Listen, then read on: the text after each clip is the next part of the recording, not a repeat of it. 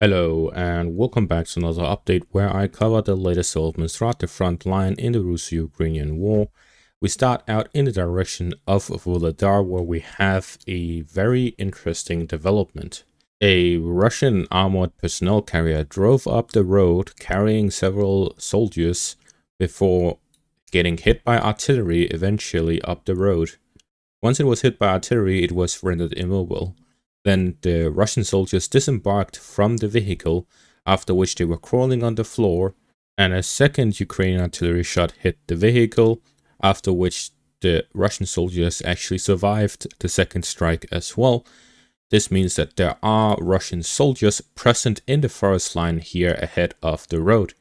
This means that there's a Russian presence there. However, there is no indication as to whether or not this was a planned offensive, whether it is a larger offensive, or if this is similar to the case of Chasiv Yar, when the Russian soldiers managed to cross over into the western bank of the canal and take up some of the defensive positions and trenches in the micro-district, after which they were pushed out of it again. It looks like this is a similar case where the Russian soldiers likely miscommunicated, and this forced them to end up in a situation like this, where they disembark in the first line across from the road. Could also be Russian DRG units trying to go across into the back line of the Ukrainians. Either case, this shows two things. The first one is that the Ukrainians no longer have any sort of artillery shortage, because in the footage, numerous artillery shells were hit towards this APC as it was driving by. It managed to avoid the majority of the artillery strikes, but in the end it got hit at the end of the road. The second thing it shows is that there is a significant gap in Ukrainian defenses. This makes it very difficult for the Ukrainians to hold the line, as there are no soldiers to physically hold the line. This simply speaks to the success of the Russian plan in the Kharkiv region, where they have managed to redirect a significant amount of Ukrainian soldiers. Despite the significant numerical superiority of Ukrainian soldiers in the north, they have been unable to push the Russians out of the region, and fighting continues both in the direction of Vovchansk and Hlyboke, where the Ukrainians attempt to push the Russians out of the region, but have so far failed to do so since the operations started in early. I can think of multiple scenarios, but what I believe is the most accurate. The Russian objective is to redirect Ukrainian forces to the north. Once the defensive position in the north is unviable due to the destruction caused by the heavy artillery fire of both sides, then the Russians will withdraw from the north and re-enter from a different part of the front line and repeat the process. Create another two footholds across the border area and restart the whole operation. Or they will simply push again and go on to the next line of defense of the Ukrainians in this section of the front line. However, this is not reasonable, as the Ukrainians have a significant concentration of forces here in the north, which would make it difficult for them to launch such an operation. The scenario in which such a case would happen would be if the Russians withdraw across the borderline and then wait until the Ukrainians take up positions within Vovchansk to then re-attack against the Ukrainian positions in the now destroyed town. This will allow the Russians to inflict heavy casualties on the Ukrainians, but it is unlikely that the Ukrainians will advance beyond the river line if the Russians withdraw, and that is simply due to the proximity to the front line, and they know exactly well that if they cross and get very close to the front line, if there's no Russian soldiers there, there's no reason to do so, as it would just be doing an artillery duel. And that can happen anywhere across the front. It doesn't need to be in a destroyed town where they would take heavy casualties. But at the same time, we see that the Ukrainian objective here is clearly to recapture the northern parts, get the Russians out of there so that they can redirect their forces back to the east and south to prevent such cases as this Vuhledar breakthrough, where a single Russian armored personnel carrier can simply drive 3 kilometers through the front and reach the road here between Vuhledar and Konstantinivka with hardly any resistance other than artillery firing. In the direction of Krasnoarivka, heavy fighting continues as Russians inch their way forward bit by bit, cutting off the Ukrainian supplies and moving to the northwestern part of the city to regain full control of the area. After the Ukrainian counterattack here in the south, where they managed to gain a foothold, the Russians have secured their positions there and there's since been a lack of fighting, indicating that it was a one-off operation by the Ukrainians to redirect Russian forces. In the north, in the direction of Novoselivka-Persia, the Russians have gained full control over the northern part of it. This means that the Russians now are in control over the northern part except for the western outskirts, and the southern part remains under Ukrainian control. This puts significant strain on the Ukrainian positions here in the south, as their only supply road in and out is under Russian fire control, and their positions in the south are under heavy bombardment. At the same time, the Russians can now move on to the western outskirts, where they can push the Ukrainians out and start the fight over the river line, which would again completely hamper the Ukrainian ability to withdraw from the town and cut them off completely from any supplies or withdrawal from the town, or what remains of it. Further north, the Russians move in the direction of Prodes and capture the town of Lusovatske, if you can even call it that. I don't even see any buildings on the map's image. So we see that the Russians captured that part and managed to direct some progress towards Prodes. This shows that the Russians are pushing along the Ocheretine section of the front line towards Pokrovsk and are managing to push bit by bit as they inch forward. And this really shows something very interesting, and that is the fact that the Russians are capable of simply driving up towards Pokrovsk. The difference between the Russians and the Ukrainians during the Ukrainian summer offensive is that the Russians are very casualty averse. They want to avoid casualties as much as possible. This means that they do not launch such risky operations where they drive through Ukrainian defensive positions to push through. Instead, they simply launch this very slow and very safe way of launching operations, where they rely heavily on their own firepower rather than anything else. And this brings me to something that has been discussed over the past few days due to Military Summary bringing it up, and that is the possibility of another Russian mobilization.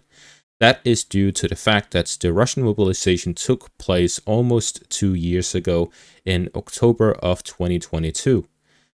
This means that the Russian soldiers that were mobilized have now been fighting for almost 2 years. And at that 2-year mark, it marks the day at which, well, it has been 2 years, and that's a very long time for normal civilians to be at the front line following the mobilization, rather than normal civilians, soldiers who were in the reserve. Now, the thing about the Russian current economy is that, yes, it is currently doing well despite all of the sanctions. However, there is a lack of workforce. This means that the Russian economy is currently reliant on having as many hands as possible to do the current operations needed. They could build more weapons, but they do not have the workforce to do so. This means that the Russian soldiers who were mobilized, who are of any sort of background, whether it is an engineer, software developer, doctor, whatever it was prior to being mobilized, those are currently lacking that workforce. This means that the Russians, although it has a significant population larger than Ukraine, it is unable to mobilize indefinitely.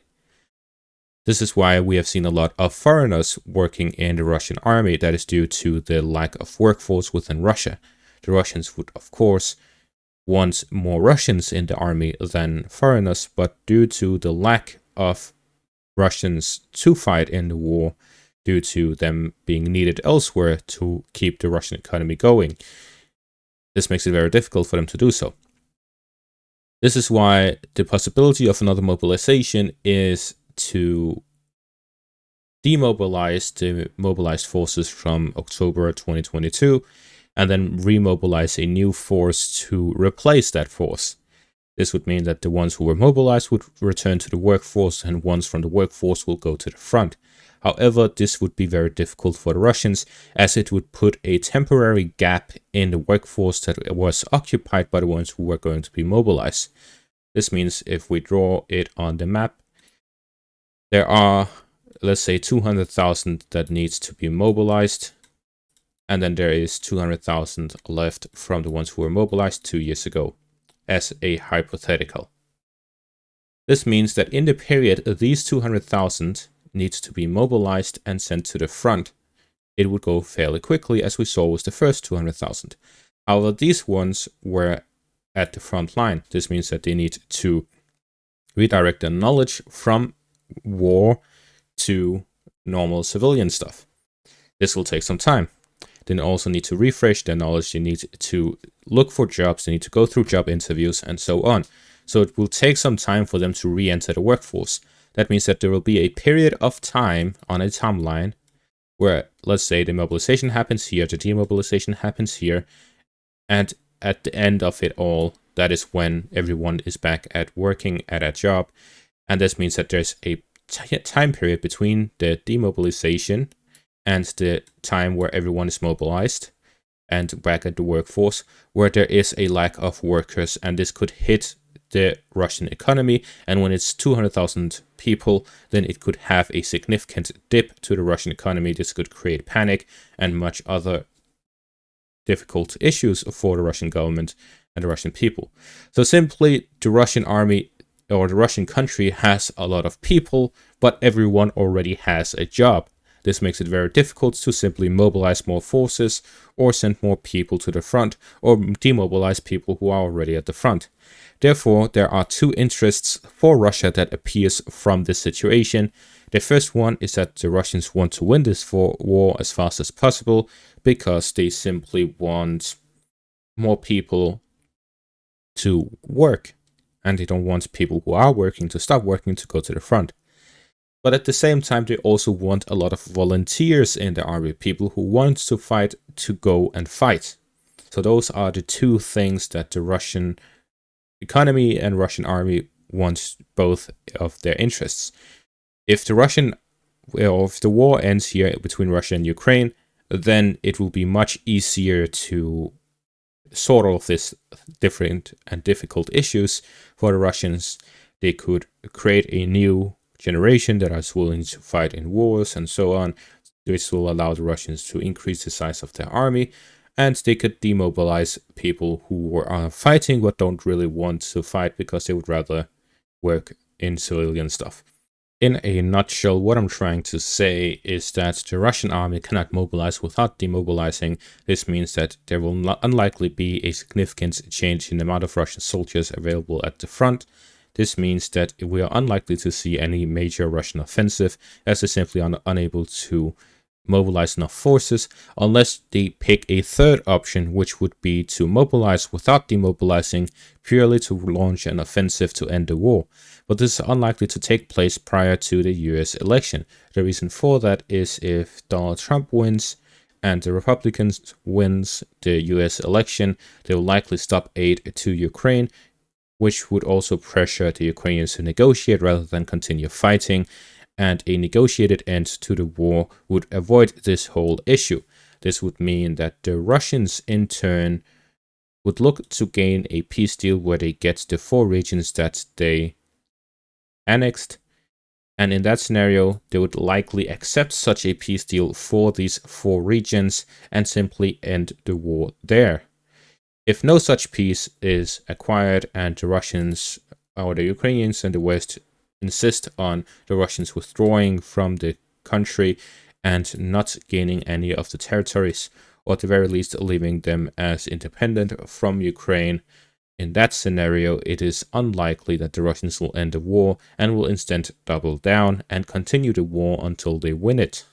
I have a lot more to say on this topic, however, I'll leave it for either a Patreon video or a live stream or discussion I have with someone else. We'll see. But that'll be all for this specific update. Thank you all for watching. Make sure to leave a like, subscribe, and check out my Patreon for additional content. Thank you all for watching and have a great day.